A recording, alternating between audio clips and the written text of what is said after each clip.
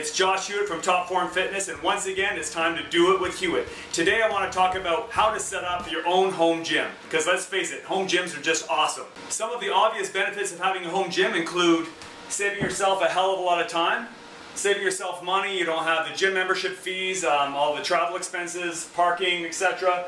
Less travel time, which I just mentioned.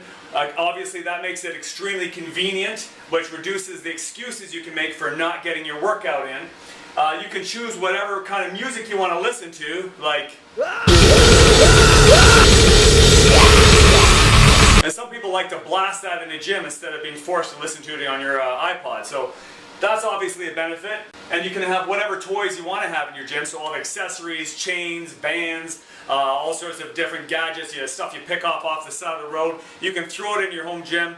It's there for you. It doesn't matter how it looks. It's yours. Obviously, you can decorate it with whatever pictures you want, bodybuilding pictures, scantily clad bikini models, whatever you like.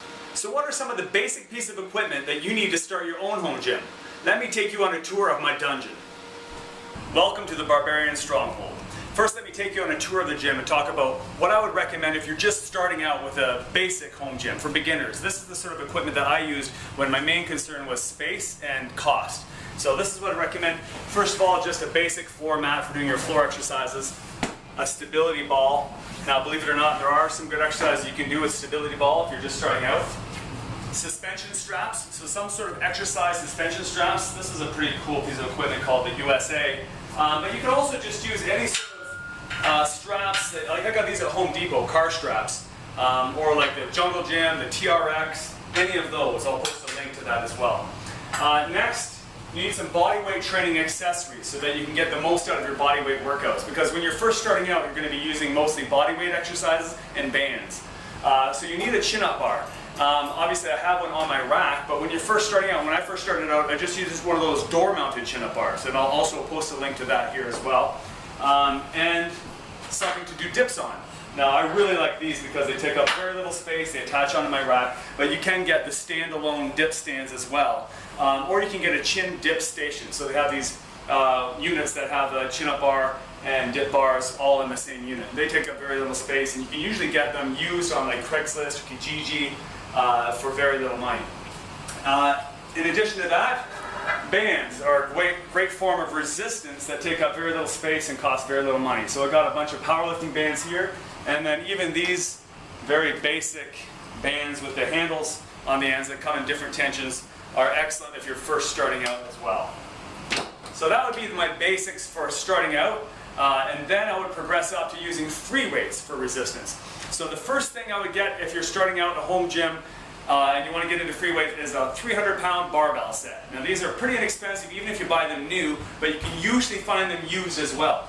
So getting some plates, now I just had these upgraded to rubberized ones, but I started with some used metal plates that were all rusted, and I just cleaned them up. I got them for very inexpensively, and a good solid Olympic bar. So a 300-pound Olympic weightlifting set would be where I'd start.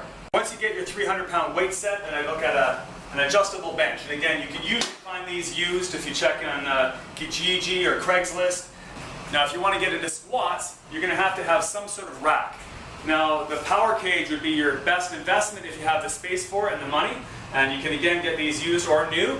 But if you're just starting out, and what I used when I first started out were the independent squat stands. So they're just like two separate stands that are adjustable. You can put the bar on. I'm sure you've seen them. I'll post a picture of that as well. Okay, now you can see over here dumbbells. These aren't a necessity, but they're really nice to have. A barbell will work fine, but as you can see, I have Olympic adjustable dumbbells. I have the standard adjustable dumbbells, and some preset dumbbells as well. You could get a whole rack of preset dumbbells, but that takes up a lot of space and is pretty expensive. Now, my pride and joy of my home gym is the glute ham machine, so the glute hamstring developer. Not a necessity, but if you have the money and the space for it, I would definitely recommend it. Okay, the final level of investment, if you want to get into it and you don't want to have a lot of free weights around, would be a functional trainer or a cable pulley machine. Personally, I didn't see a need for that. Some people prefer to have it just a cable machine in the corner. It is pretty versatile. You can do a lot of exercises on it. I opted for a cable pulley attachment on the back of my rack. So if you can see here, I have an adjustable stack, goes up to 200 pounds. You can add weight onto that as well. And that's a great accessory. Definitely not necessary, but it does increase the number of exercises you can do, so it's a little bit more versatile. As far as cardio goes, I mean, I do have a stationary bike here, but in my opinion, really not necessary. You can do bodyweight exercises for cardio, such as burpees and jumping jacks and mountain climbers, etc. You can go for a run, you can go for a real bike ride outside if the weather permits. So, you know, a lot of people start their home gym with like a treadmill or a bike. I would make that your last option in a home gym investment. And then you have all the gadgets and accessories as well. So you can have like an ab wheel, my power wheel here. I find that comes really in handy for core training. And I have all sorts of accessories, belts, wraps, straps, all sorts of gadgets. I got my moon boots over here. Now as you can see over here, I have a number of different bars.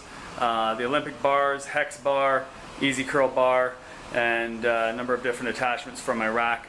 Those are optional. Once you start to build your gym and it evolves naturally, you might consider picking up some of that. Some other accessories that are great if you're just using bodyweight training is a chin dip belt where you can throw some extra weight on if you're doing your bodyweight exercise. And over here you see I have my weighted vest. And of course, don't forget chalk. Every good home gym needs some magnesium carbonate. Now if you're going to be training seriously, I'd also recommend you get some floor mats to protect your floor and also protect your weights. These are those really dense gym mats. You can get there, I believe, 4x6. The rest of the floor is are those jigsaw mats. Basically, looks like this. I buy them in sets of 4 at like Home Depot or something. They're pretty cheap. This is actually the most important component of a home gym, is a picture of Arnold.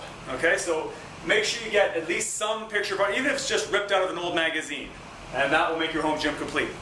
But the main advantage of having a home gym is that you can do whatever the hell you want to do. There's no gym Nazi looking over your shoulder telling you you can't use chalk or you can't listen to that kind of heavy music. So I hope you found that helpful if you're looking to set up your own home gym. If you have any questions, post them down below, and until next time, stay strong.